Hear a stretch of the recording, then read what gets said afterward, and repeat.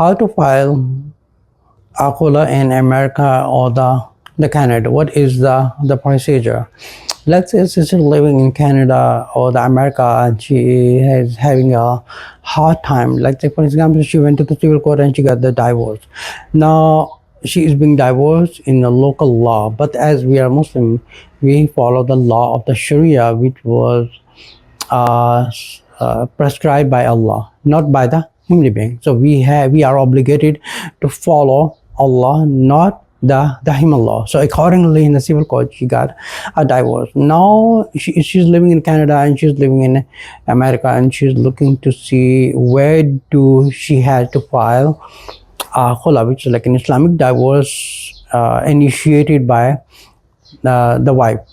So she contacted a local imam, contacted a local council, and she find where the council or the Sharia board, they handle this kind of situation where she is being declared as she's being officially Islamically divorced.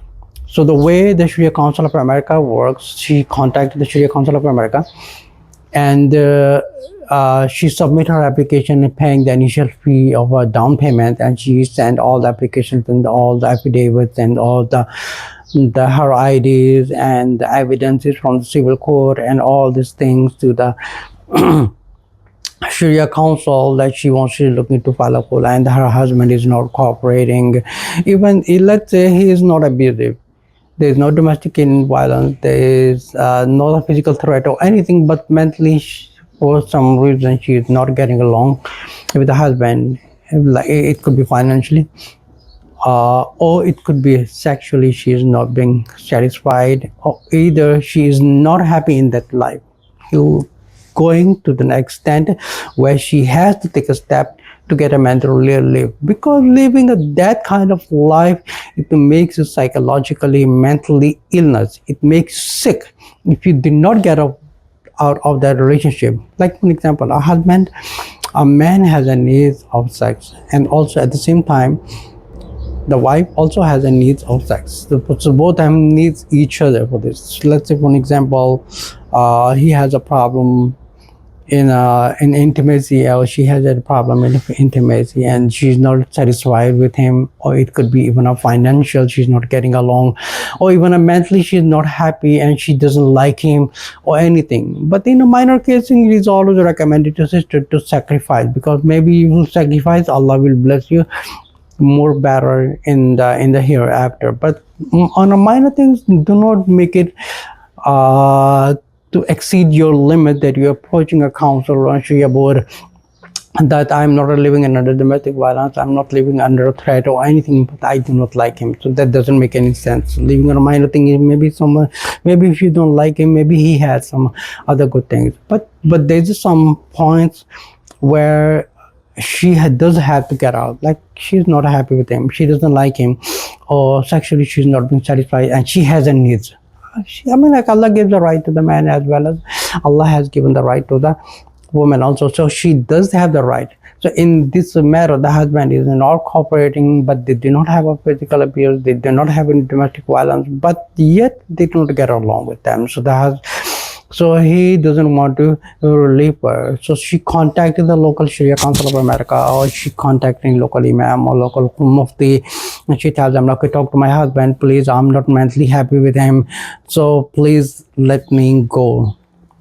So finally they come to the point, after arbitration and after mediation of the Mufti or the judge or the imam comes in the middle, and they try to negotiate with them, try to convince the wife to live with him and try to convince the man to live with him. But there is some point that the declaration has to be done actually, because in some points it is important to separate them. Like for example, in a sexual intimacy, she is not getting, because he has a sexually erection problem, or maybe he finishes off like in early time, so she's not mentally happy. She does have a need and he does have a need also, but there's some points which is like an exceeded the limits, so she has the right to get out of that.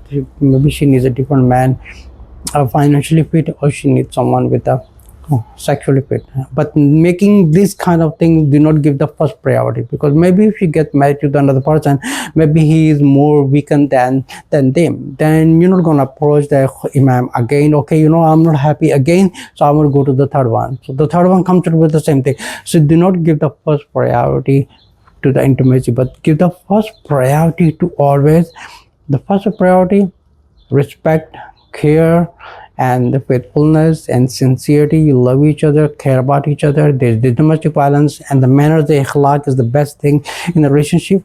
This is the first priority should be given in the relationship of a husband and a wife, rather than picking up on other things. Like, he is not rich, he is not sexually this and this and that. Give the priority to the love, akhlaq, and care about each other. But sometimes the situation comes like, she does have to get out, or else what is the outcome if you do not get out of the relationship? Maybe it could be husband also, not just like a sister. Like, for an example, if she's not mentally sexually satisfied, what's gonna happen? Her inner devil, her shaitan inside her, will take her away to looking at the non-mahram, by looking at something which is inappropriate, which is looking at something illegal, which is looking at something which is haram, and her mind is going somewhere else. Now she's using her own hand to satisfy her needs, and that is haram. But it is better to just get out of a relation, go find another person. It is better than doing a haram. So sometimes we come to the point where the one person has a strong hormones, the other person does not have a strong hormones. So they have to get out from the relationship. So if you do not do that, psychologically the person gets very mentally sick. Psychologically, someone does have a needs of an intimacy. If you do not do that, your mind, the shaitan takes your mind somewhere else. The shaitan will take your mind to look at the non-mahram. The shaitan will take you to look at some adult videos and use your own hand to satisfy your needs, and that is it's haram, because the Prophet ﷺ said on the day of judgment, the one who uses his hands, he will be married to his hand, because he doesn't need a partner, so he lose all the blessings of Allah. So sometimes we come to the point like the sister does have to get out from that. Let's say they do have a good relation and everything, but the woman has the needs.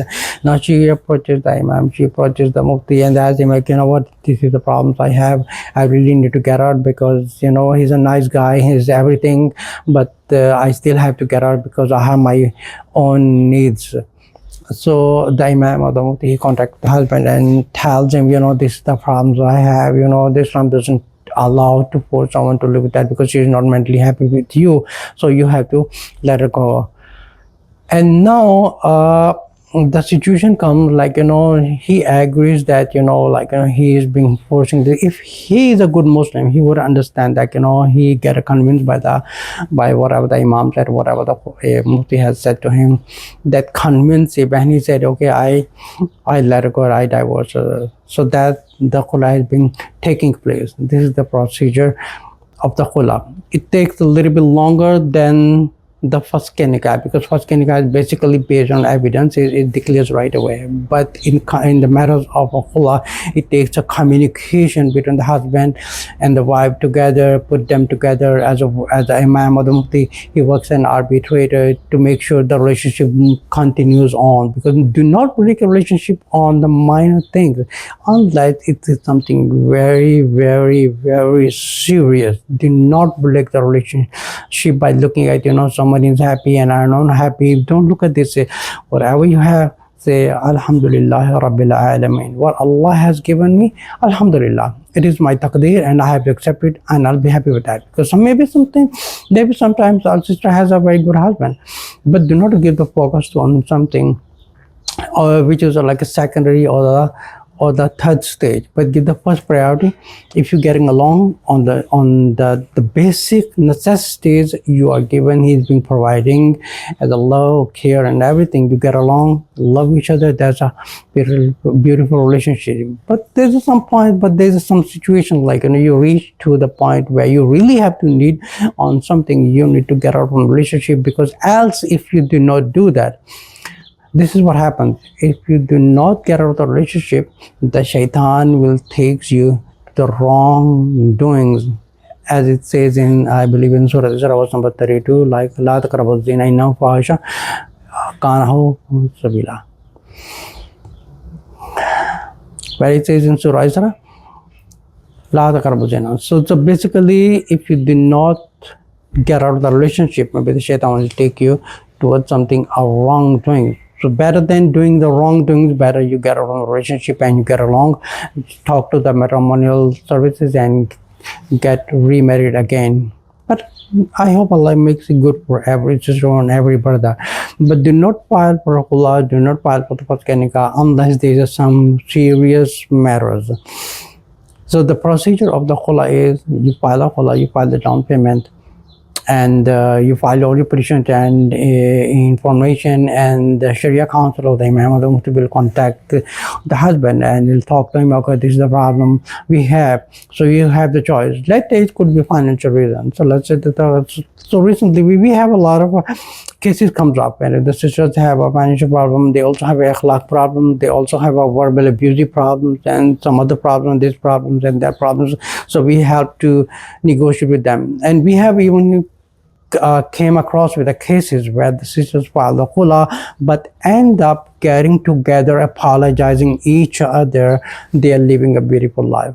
So it's always good to contact who specialize in family matters, who can arbitrate a good way, but rather than focusing, because there's some counsel, there's some people who just focus on the money. Okay, you know what, get the money, and who cares, you get a divorce or anything. But alhamdulillah, we have seen so many cases, our first priority is to put the husband and wife together, but rather than separating. But even sometimes there's a point you have to make a decision, but the minor things, do not break it. So alhamdulillah, we have so many cases came to the Sharia Council of America. We talked to them, alhamdulillah. But there's many sisters who came with the khula and they wanted to get separated. But alhamdulillah, because of working together with the both parties, with the defendant and the plaintiff, alhamdulillah, we came across with the ending point is they get together. Alhamdulillah, they sent a lot of du'as that we have not declared them the khula, but rather we put it together, and now they're loving each other, having a beautiful life. So this is the way, the procedure of filing a khula in America or the Canada.